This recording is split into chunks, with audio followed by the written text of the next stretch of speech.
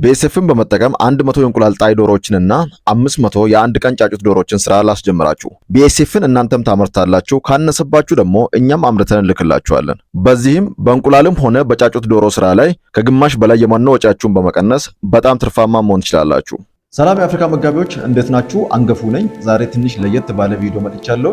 ቪዲዮም ለየት ያለበት ምክንያት ሐሳቡም ለየት ያለ ስለሆነ ነው። ሐሳቡን በመቀጠል በጣም አሳጥሬ ያቀርብላችኋለሁ። ይሄም የ100 የእንቁላል ጣይ ዶሮዎች እንደዚሁም ደግሞ የ500 የአንድ ቀን ጫጩት ቻሌንጅ ወይም እንደዚህ እንደ ፕላን የያዝነው እቅድ አለ። ይሄንንም ሐሳብ ዛሬ ያቀርብላችኋለሁ ማለት ነው። ሐሳቡም የሚሆነው እናንተ ዶሮዎችን አምርቱ፣ እኛ ደግሞ ቢኤስኤፉን እናመርትላችኋለን ነው። ስለዚህ 100 የእንቁላል ጣይ ዶሮዎች በጣም አነስተኛው መጠን ብለን ያዝነው እሱ ነው። እስከ 200 300 ዶሮዎች ሊሆን ይችላል። እንደዚሁም ደግሞ ከ500 የአንድ ቀን ጫጩቶች ጀምሮ መስራት የምትችሉ ሰዎች ቢኤስኤፍን እኛ ከእናንተ ጋር በጋራ በመሆን አብረን የምንሰራበትን መንገድ አመቻችተናል። ይህም የሚሆነው ምንድነው? ቢኤስኤፍ መስራት ትጀምራላችሁ። ነገር ግን ቢኤስኤፋችሁን ጀምራችሁ እንኳን በበቂ ሁኔታ እንደምትፈልጉት ቢኤስኤፉ ማምረት ባትችሉ ወይም ደግሞ ዶሮዎች በገቡበት ጊዜ ላይ የምርት እጥረት እንኳን ቢያጋጥማችሁ ከራሳችን እንቁላሎችን የቢኤስኤፍ እንቁላሎችን በመላክ እናንተ ደግሞ የነዛን ዶሮችን ኩስ ብቻ በመጠቀም እንደዚሁም ደግሞ ሌሎች ቆሻሻዎችን ሪሳይክል በማድረግ በዛ ጊዜ ላይ ለዶሮዎቻችሁ እንድትጠቀሙ፣ እንደዚሁም ደግሞ እንቁላል ጣይ ላይ የምትሰሩ ሰዎች ደግሞ የእንቁላል ጣይ ዶሮዎቻችሁን የተወሰነውን ፐርሰንት መኖ የተጠቀማችሁ ቀሪውን ፐርሰንት ደግሞ ቢኤስኤፍንም እንደዚሁም ደግሞ ሌሎች ነገሮችን በመጠቀም በፍሪ ሬንጅ እንድታሳድጉ እና የእናንተን ሁሉንም የምርት ሂደቱን አብረን የምንከታተልበትን ሐሳብ ይዘን ቀርበናል።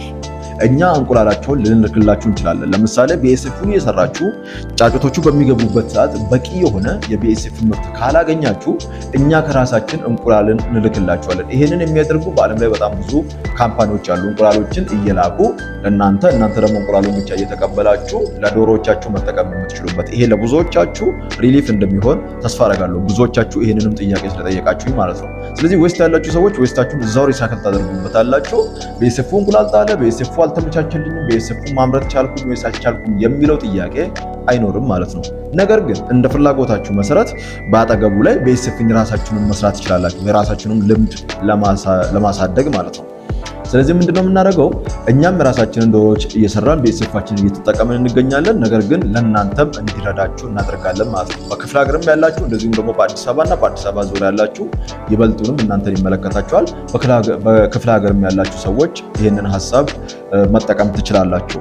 ስለዚህ ምንድነው የምናደርገው? ወደ ግሩፑ ትገባላችሁ፣ ትመዘገባላችሁ። ለመመዝገብ ቴሌግራም ላይ አናግሩኝ።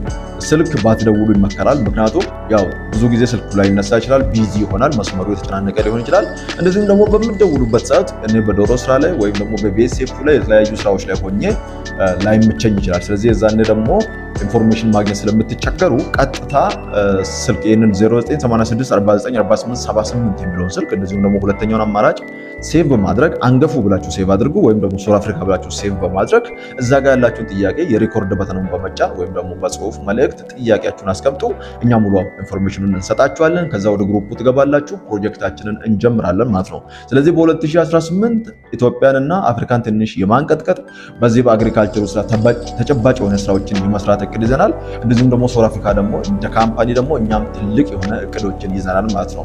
ስለዚህ ከእናንተ ጋር ደግሞ ስለሆነ አፍሪካን መመገብ የምንችለው እናንተ ደግሞ በዚህ ዘርፍ አብራችሁን ትቀላቀሉናላችሁ ማለት ነው። ስለዚህ እንድትቀላቀሉንና በዚህ ፕሮጀክት ላይ ተሳታፊ እንድትሆኑ ነው። ብዙ ሰው ላንፈልግ እንችላለን። የተወሰናችሁ በስራው ላይ ያላችሁ ሰዎች፣ አክቲቭሊ ስራውን እየሰራችሁ ያላችሁ ሰዎች ሐሳቡ ይገባችኋል ብዬ ተስፋ አደርጋለሁ። ወደ እኔ ጆይን ታደርጋላችሁ። በእኛ ስር ሰርቲፋይድ የሆኑ የቢኤስኤፍ ኤክስፐርቶች አሉ፣ ዶክተሮች አሉ። እንደዚሁም ደግሞ እኔ ያለውኝ ከኔ ጋር የቢኤስኤፍ ኤክስፐርቶች አሉ። ከኔ ጋር መስራት የሚችሉ በጣም የሚገራርሙ ፖቴንሻል ያላቸው ሰዎች አሉ።